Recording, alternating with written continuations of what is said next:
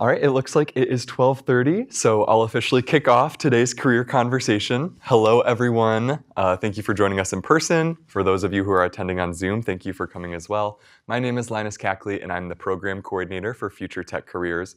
You can think of FutureTech like your own individualized career services department that's here to support you as a computer science, IT, or advanced manufacturing student. So we host career conversations weekly. You are sitting at one right now. Career conversations exist to expose you to different types of careers in tech and advanced manufacturing, as well as to help you build a new skill that will help you down the line in your career. So that's what today's workshop is about. It's about building and identifying your own transferable skills. Now, this is typically the point in a career conversation where I introduce the speaker. But I am today's speaker, so I'm just going to go ahead and get started with the presentation. I'm going to use the mouse instead of the clicker, I think. Okay, so we're going to be talking about transferable skills. Before I get started, I'll do another quick introduction of myself. As I said, my name is Linus, and I'm the program coordinator for FutureTech. And also on the board, I have that I'm a recent graduate. So I went to Michigan State. I also took classes at GRCC, and I graduated in August of 2024. Now, that's important because I understand what the job market looks like right now, especially for young professionals and people who are pivoting into a new career path who say, don't have a lot of experience in the area they're looking to get into. Now, it's hard out there for those of us who just graduated who don't have a ton of career experience, but have no fear, because what I'm here to talk about are transferable skills and how you can use those to compensate for maybe a lack of formal work experience. Now, before I get started, an overview of today's event is that we're going to be talking about what transferable skills are, why they're important. We have a couple activities planned, and then we have some job market data about transferable skills to go over before I end with next steps and a Q&A. Actually, before I define what transferable skills are, who has a thought they'd like to share about what they think of when they think transferable skills? And then on Zoom, feel free to drop it in the chat, and Yasmin will read it out for us. Dave, I saw a hand from you. Like work ethic? Okay, work ethic. Any other thoughts about what transferable skills are? Skills you can take with you anywhere. Love that. Skills you can take with you anywhere. Okay. Soft skills, totally, yep. Okay, these are great thoughts and are all pretty similar to what I had on this slide. So I've defined soft skills or transferable skills. Transferable skills come from many names. You might hear transferable skills, soft skills, power skills, interpersonal skills, all kind of fall under the same umbrella. I've defined them as skills acquired from previous roles, education, volunteering, or projects that can be applied to future employment. So Ignacio, exactly what you said there, that can be applied to future employment, key part of this type of skill. Now, another thing I'd like to emphasize is that, yes, they can come from previous roles, formal work titles, but they can also come from education, volunteering, or projects. That's crucial because a lot of the times we get into this idea where our skills as workers only come from what we can put on our resume. And a lot of your resume are the jobs you've had in the past. But you're learning skills from just living. So in your education, working in a group project in a class, you're building teamwork skills, you're building communication skills. If you're leading that group, you might be building leadership skills. In education as well, you're taking multiple classes at one time. You have multiple projects going on. You're building project management skills. One of the key topics I'd like to give to you from this presentation is that transferable skills don't just come from work experience. They come from a variety of experiences that you have throughout your life. Now, as I've mentioned, there are a couple examples of transferable skills on the board. We have communication, teamwork, leadership, project management, but you can throw in some other ones in there too. Something like problem solving could also be considered a transferable skill.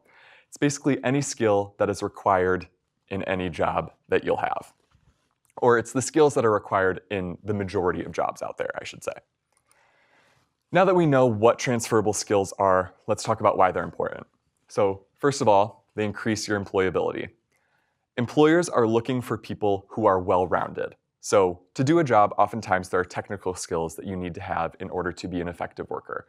But a lot of the work that you're doing is rooted in your transferable skills. While sure, there are elements of your job that require that specialized knowledge, a lot of the parts of your job and all jobs come down to transferable skills. Think of meeting with your team, communicating to your team, what you need from them, what they can do to help you, those sorts of things. So it could be meeting with your team, it could be talking to a customer or a client, it could be any variety of thing or task that you can see in plenty of jobs. Those are all the kind of transferable skills. So as I mentioned, employers are looking for people who are well-rounded, people who are going to be able to handle those tasks because they've done it before. Maybe not in a prior work experience, but because they have the skills that make them efficient and capable of doing those things. So not only do they increase your employability, they enable your career flexibility. As I mentioned, and as Ignacio mentioned too, career transferable skills are flexible and transferable to all different types of careers and jobs. So by honing your transferable skills, and more importantly, honing the ability to articulate those skills to an employer, you're improving your ability to start in one job and move to a different job because you're gaining the skill of being able to articulate, hey, I may have not done this job before, but I'm going to tell you why I know I'd be confident doing it. And lastly, they'll help you succeed in any job. So kind of the through line of these previous 2 points is that transferable skills are needed in all jobs. So if you have the skills that are needed in all jobs, you're going to be able to succeed in all jobs. And that's why it's really important to not forget about transferable skills as you're developing your skills in education or in an internship type role or really in any job. So now we're going to jump into the first activity of today's career conversation. This is something called skill mapping. Has anyone heard of skill mapping before? Okay, I'd bet that a lot of you have done skill mapping before, you just haven't realized it. So skill mapping is the concept or practice of taking a job description and your resume and connecting the dots. So making sure that the bullet points on your resume align with the bullet points in a job description or the requirements of a job description. So what we're doing today is starting with a job description. This is actually a job description from an internship that's currently open on FutureTech's Canvas page. This is the IT Help Desk internship at Makatawa Technologies. What we're going to do with this job description is highlight the places that reference transferable skills. So we are looking for communication, collaboration, and problem solving. There are more transferable skills, but those are the 3 we're focusing on here. So I'm going to give you all 2 minutes. If you're in Zoom, or if you're on the Zoom, or if you're in person, just take 2 minutes to read this job description and take notes of where you see communication, collaboration, and problem solving. I'm going to ask for 1 example of each after these 2 minutes wrap up. Okay, who wants to start us off by sharing where they see a reference to communication? There's a pretty easy one on here, if you can find it. Dave? Strong verbal communication. Exactly. Yep, I see it right here. Strong verbal communication and customer service skills. So sometimes employers make it easy for you. It's like, if they want a transferable skill like communication, they're going to tell you, hey, we want communication exactly. Sometimes, however, though, you kind of have to read in between the lines of what an employer is saying. So it might not exactly say communication, but it will say something else that references communication, or a skill that in order to execute that task, you need strong communication skills. One of those examples would be on the 3rd paragraph in the job description. The intern will work exclusively in our Holland office to provide remote technical support to clients under general supervision and will report to the help desk lead. Now, that's a lot of words, but the words that reference communication can be seen in provide remote technical support. Now, you read that and you think of, okay, that's about telling a customer how to navigate their technical issue. But in order to understand how to help the client with their technical issue, you need to be able to communicate with them, whether that's on the phone or over email, maybe it's over text, all different types of communication. Now let's look for collaboration. And if you're on Zoom, feel free to drop it in the chat too. Second paragraph of the job description. Yeah, tell me what you read. Says the IT help desk relies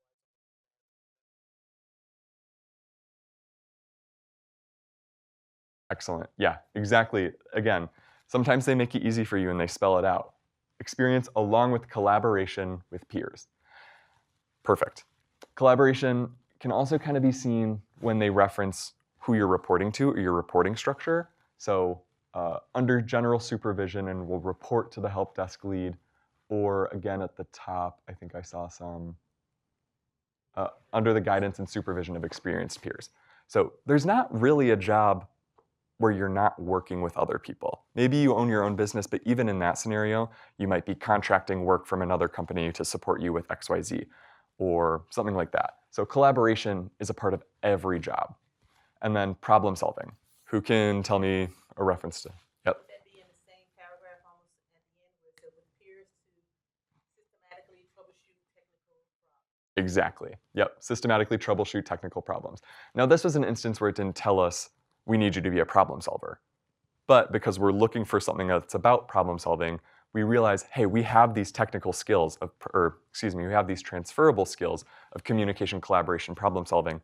Where are these in the job description? We're able to see, oh, troubleshoot. That may not exactly say problem solving, but because we're looking at it with the lens of what transferable skills are required in this role, we're able to see that that's something that they're looking for, that is what we have. So that's the first step of skill mapping, is looking at the job description. The second part is, so this is just the highlighted section, but the second part would be connecting these things that you highlighted to your resume. So I generated an example resume of someone who's looking to get into tech, but doesn't have formal work experience in the tech field. So this is someone who has worked at Culver's for a year. I also worked at Culver's for a year, so I thought that was funny that ChatGPT gave me that randomly. Someone who worked as a cashier or sales associate at Dollar General, and importantly, has a section dedicated to projects that they did in school. Now, this is important because I talked about how transferable skills can come from a variety of places, not just formal work experience. So this part of the activity, we're going to look for things in your resume, quote unquote, your resume, this resume, that apply to either communication, collaboration, or problem solving. So let's start with communication. Who can see something on the resume that references communication? Yeah, took customer orders, 100%.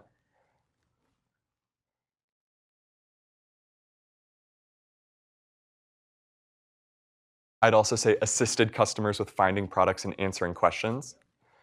What about collaboration?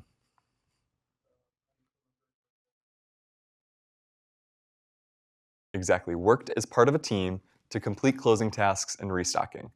Let's lastly do problem solving. Yeah, I can see that. Created a basic command line program in Python to track weekly expenses. It's kind of like a large scale problem solving of something doesn't exist. Let's create it to make it fill the need or meet the problem. I'd also say, yeah, tested program with classmates and fixed basic errors in the code. I'd say that's also an example of problem solving. Now, I mentioned earlier that in a job description, sometimes when you're looking for transferable skills, you have to read between the lines. An employer won't exactly say they want you to be a communicator, but you know because they're looking for someone who can help support clients that they need someone with communication skills.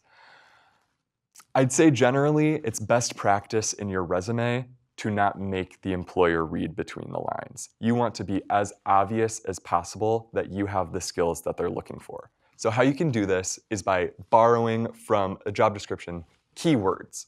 So you can tell they're looking for a communicator, but how they word it is, let me look for a reference to, provide remote technical support to clients. So they're not saying communication in that example, they're talking about supporting a client. So an example of integrating that into your resume would be, supporting customers by answering their questions and looking over the menu with them or answering questions about the menu, something like that. Now I'm going to go to the next slide to kind of show all the highlights on the resume that meet the qualifications listed in this job description. So you'll see that the job description, I'd say maybe like 30% of that is highlighted with transferable skills. This resume, it's not optimized for transferable skills, but just in the way that anyone by living life is gaining transferable skills, this person shows that even if they didn't optimize the resume for transferable skills, they're still a part of the work that they did. So taking orders and assisting customers for communication, working as a team for teamwork, fixing code for troubleshooting and problem solving. Now, importantly, the job description is a lot more highlighted than the resume. This can indicate that you have some work to do on your resume. So you've done the first steps of skill mapping of understanding what do you already have. The second step would be adding in, okay, what do you still need? So looking at this job description, you might think, okay, yeah, operating a cash register and processing transactions helped me get my job at Culver's, having that on my resume, but that's not necessarily an aspect of this role. So you might take that as, okay, that's a technical skill I don't need to emphasize. That creates more space for me to talk about transferable skills. So now that we've completed that activity, I want to take a moment to talk about the job market and its perspective on transferable skills. So I can tell you as much as I want that transferable skills are important, but I'm just one person. Other people who are a lot more professional and have a lot more expertise than me have also said the same thing though.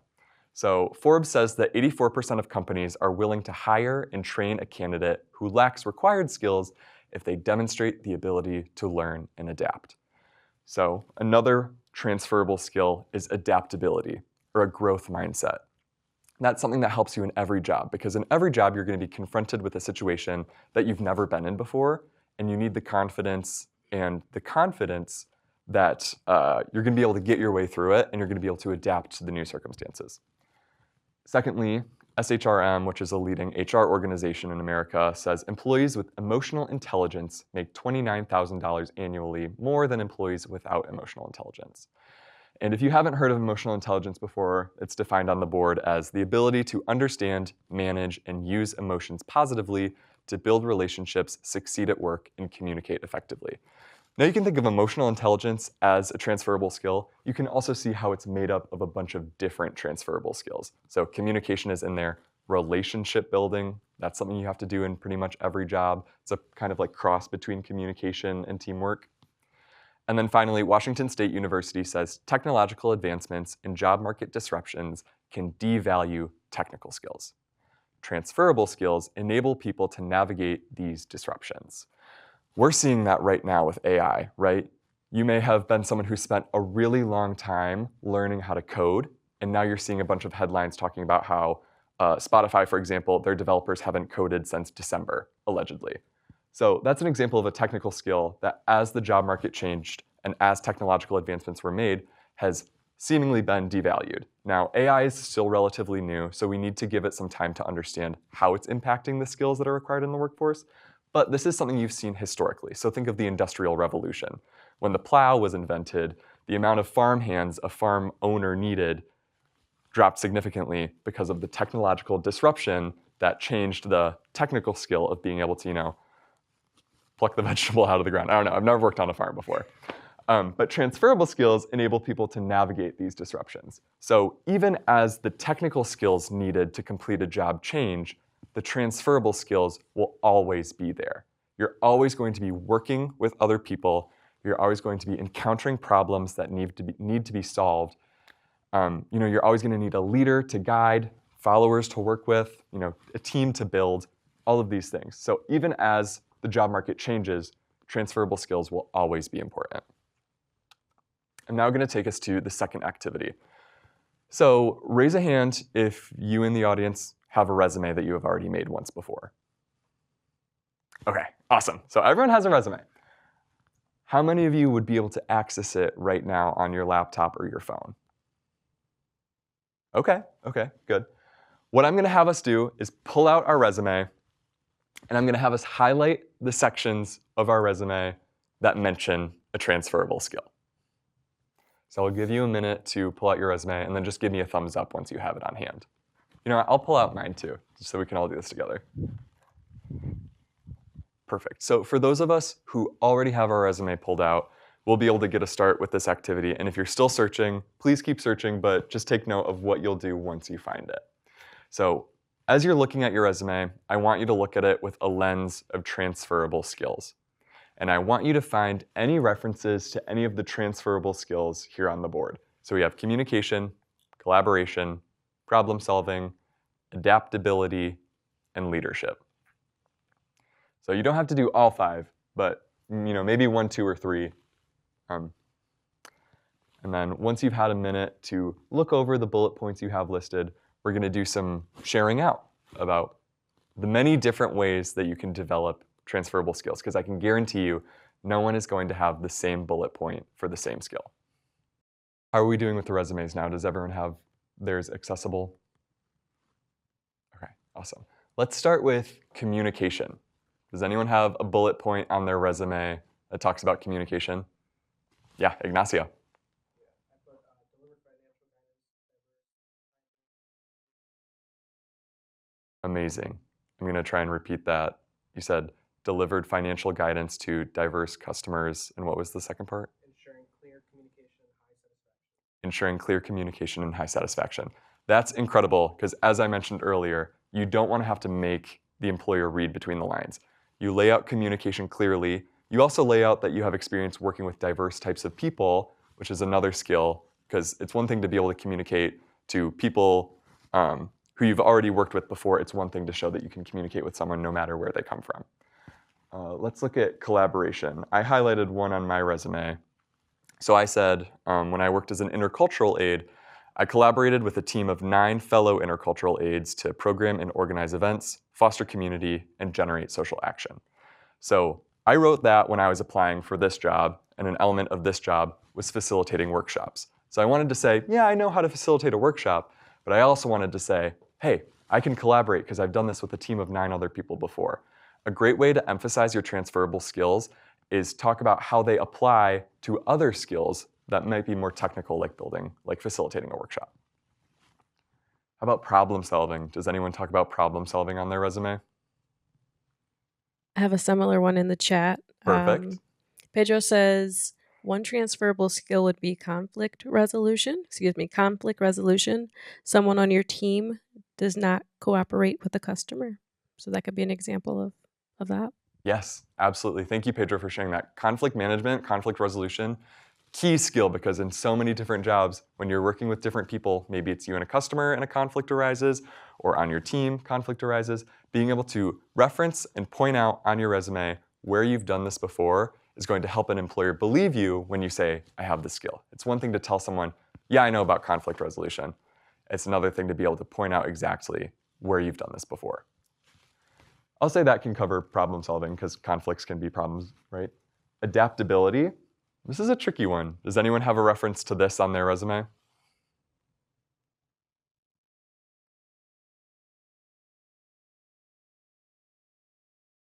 right, let's skip that one and go to leadership. Anyone mentioned a time where they led a team? And if you're on Zoom, feel free to drop this in the chat.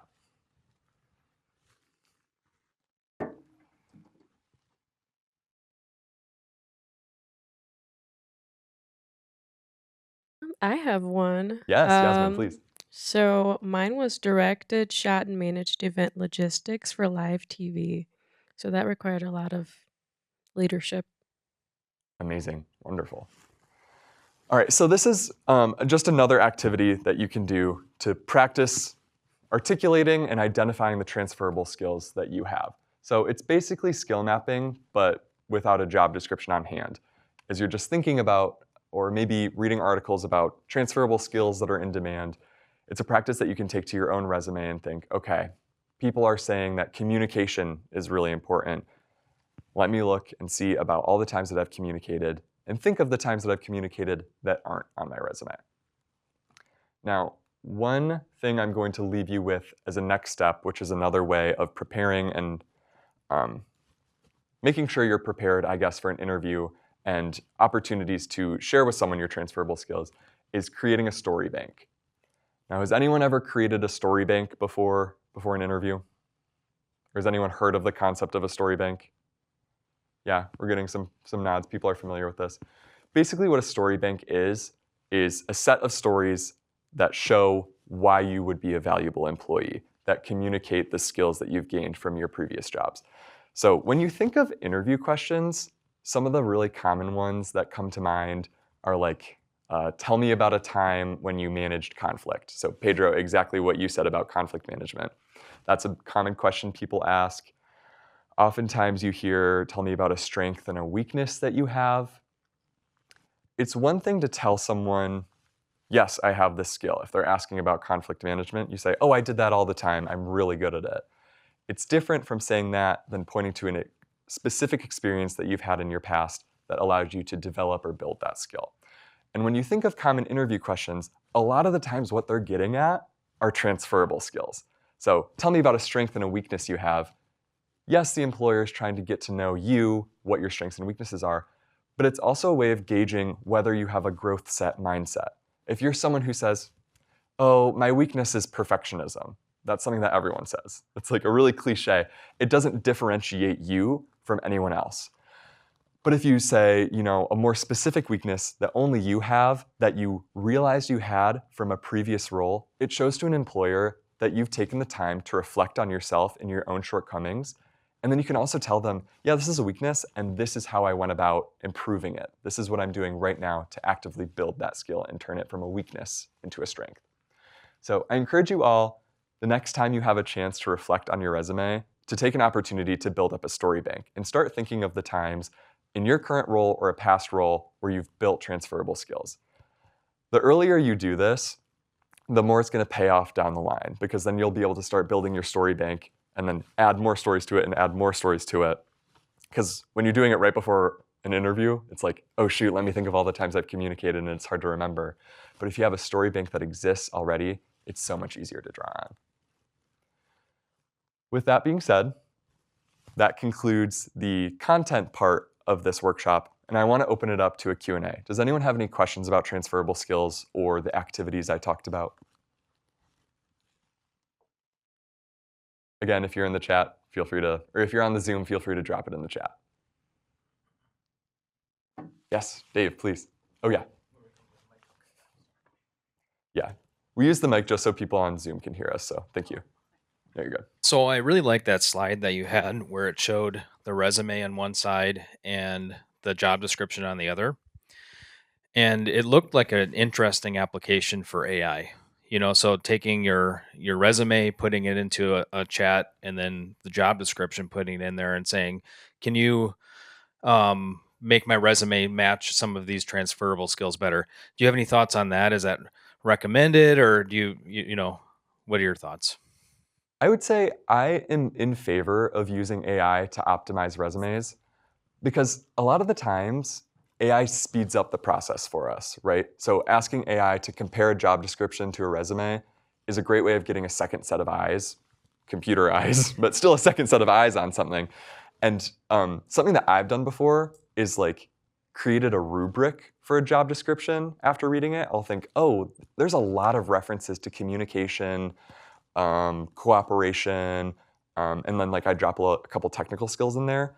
I'd then give ChatGPT the job description, tell it to analyze it, and then share with it, okay, grade my resume based on how effectively it communicates these skills, which I've identified as keywords in the job description. So I would say using ChatGPT is a really effective way to like jumpstart your brainstorming process for your story bank or editing your resume. And the thing that I'm going to say that everyone always says is that it's just important to review, what ChatGPT gives you back if you're editing it. Having it edit your resume, giving it a once-over is always helpful, because sometimes things make their way on there that you don't quite understand how. So you would recommend I think it's the next slides where you had the 5 things on the side. You would recommend making sure that you had problems on all of that inside, somewhere in your resume with your job description, with your skills. Specifically when the job description calls for those skills.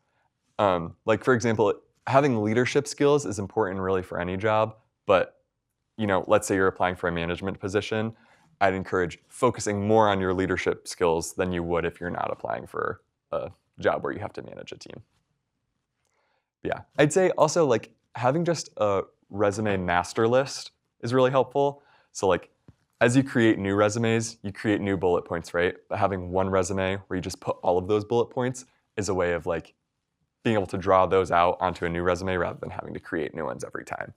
So then you'd be able to say, oh, well, this job calls for leadership. Here are all of my leadership bullet points. Let me see which ones I should put on there. I have a question. Yes. You mentioned story bank at the end of the presentation. How how drawn out or how transparent should we be with that story bank? Like how much detail should you go into? Yes. I'd say best practices, especially in an interview, is using the STAR method. So situation, task, action, result.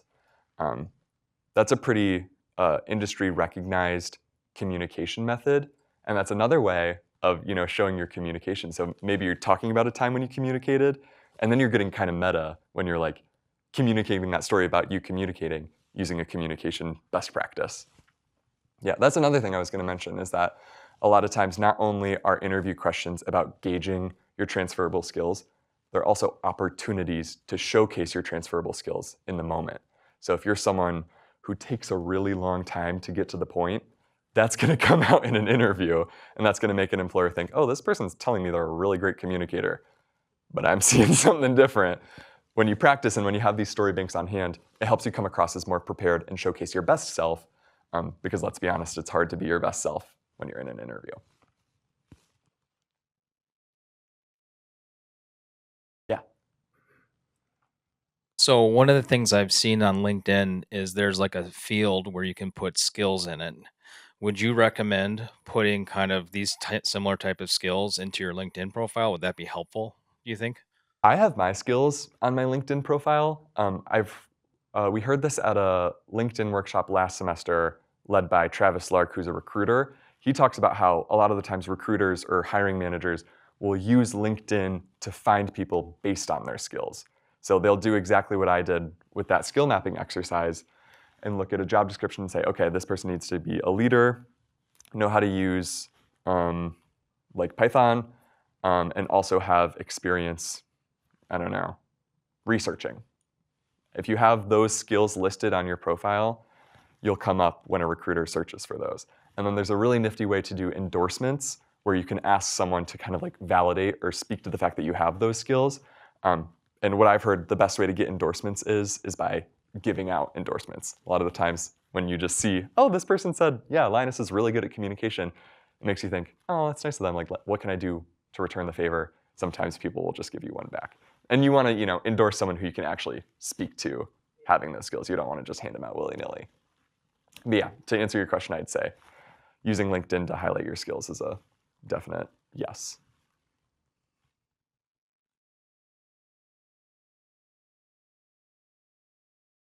I have a question. Yes. What would you say to individuals who may have those transferable skills but aren't confident in applying for that position or not sure if the position is a good fit for them? That's interesting because I feel like I would handle those situations differently. The confidence one, I would say, is different from a best fit one. And I think the confidence one is, I'd say, something I say to students is you never want to be the one to tell yourself no. That's someone else's job. If you're not confident that you have the transferable skills, it might be because you're your own biggest critic. It might be because you might be a younger professional and think, oh, well, what do I have when someone who has 5 more years than me is applying for this job? But you can never know what's going on inside a hiring manager's head, and you might have exactly the skill set that they're looking for. And then the second part of your question was not sure if the job is a right fit for them. I think that's like a case-by-case scenario, because sometimes, especially when you're looking for a job or you need a job, it's hard to give yourself the luxury of, oh, this isn't my dream job. And so I don't want to say, don't take a job just because it's not your dream job. But I'd say your gut is there for a reason, and there's nothing worse than putting yourself in a job that you hate going to every day. So I'd say try to find the balance there. It's pretty, pretty trite, sorry.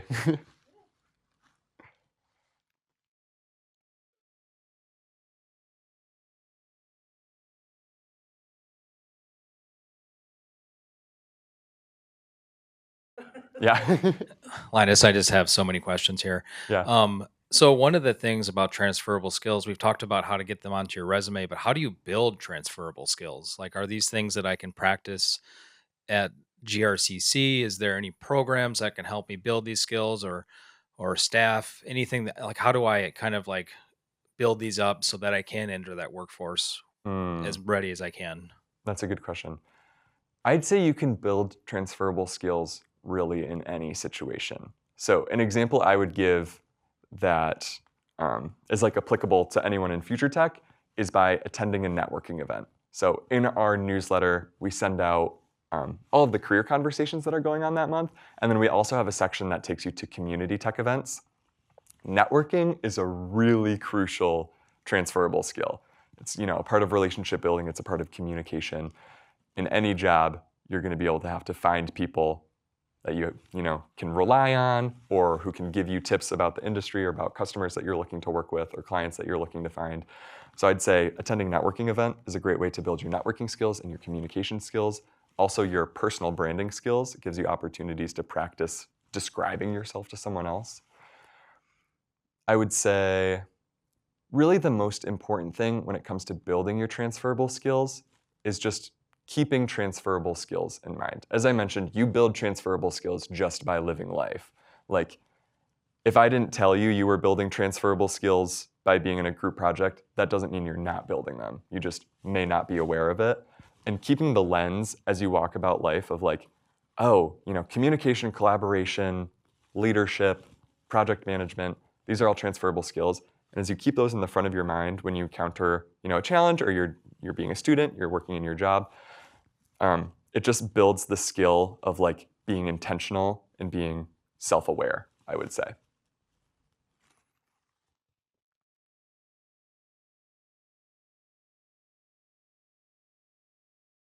For resumes, would you say that it would be okay to link transferable skills to like metrics? Maybe I did completed a big project that increased performance by 60%. Um, how would I tie that to a transferable skill, or should I keep those separate? I would say when it's appropriate, absolutely use a statistic, because a common fact is that hiring managers give 2 to 3 seconds for each resume. And when there's a number you can land on in all of those words, it's a lot easier to read through. So, if you're saying you're good at teamwork, it's easy to put in a number of how many people you worked on a team with.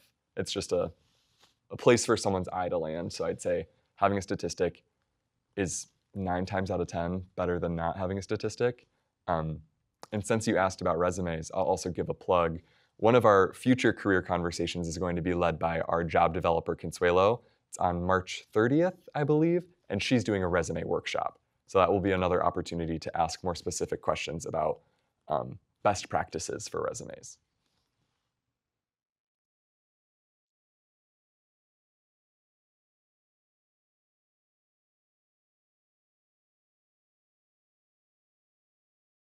Right. Any final questions? People on Zoom, speak now or forever hold your peace.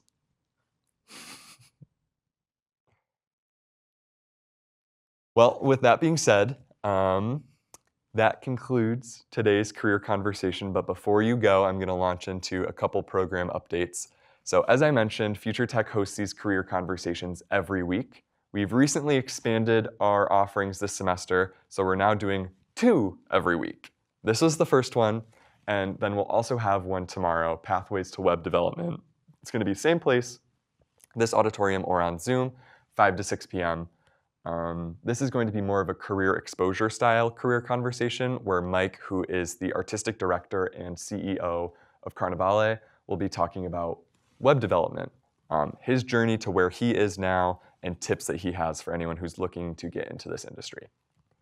More information about this event is available on Radar Connect. Now, we also have some open internships. So as I mentioned, we did a skill mapping activity with this internship right here. So we've already kind of talked about how we might be skilled or the right fit for this job. So why not apply? We have one network engineering internship open at Beacon. We have an IT help desk intern open at Makatawa. And then we soon will be launching another general IT support internship with Code on Wheels. Importantly, all of our internships are paid. Finally, there's an upcoming tour at Davenport University. We'll be taking a bus to Davenport, leaving from GRCC to tour Davenport's IT side of their campus, as well as hear from their faculty and career services department about how they can support you in getting a 4-year degree in one of Davenport's IT programs. This is going to be the last week where I have this as an announcement because forms to partake in this tour are due, I believe it's next Monday. So you can scan this QR code to get to the RSVP form, or you can also find it in the announcement section on Canvas. Finally, if this is not your first FutureTech event, you know the drill. We'd love it if you could scan the attendance form on the bottom right. That gives you a space to tell us that you were here, and it helps us make sure that you're on track towards meeting your 2-hour monthly engagement goal. And also, our digital badging system is now live. So our digital badges are an opportunity to show employers the skills that you're building by being in FutureTech. And importantly, you can gain a badge just by being here. Our professionalism badge only takes attending one career conversation to earn. And each badge can be achieved through completing the activities that are listed in bullet points beneath the badge on the badging form. So if you're looking to kind of create a roadmap to identify your skills or identify how to build these, how to gain these badges to show the skills you're building, say that 10 times fast, you can use the badging form for that. And then finally, if this is your first FutureTech event, we'd love it if you could scan the top QR code for our interest form. That gives us a space for you to share your contact information so that we can follow up with you about future FutureTech events. That being said, that is the end of the program updates. So I'll leave this slide out just for anyone who wants to scan the QR code. But with that being said, thank you so much to everyone who came in person. Thank you to all of our attendees on Zoom. And most importantly, thank you to Adam from our Media Tech department for making this video look so nice.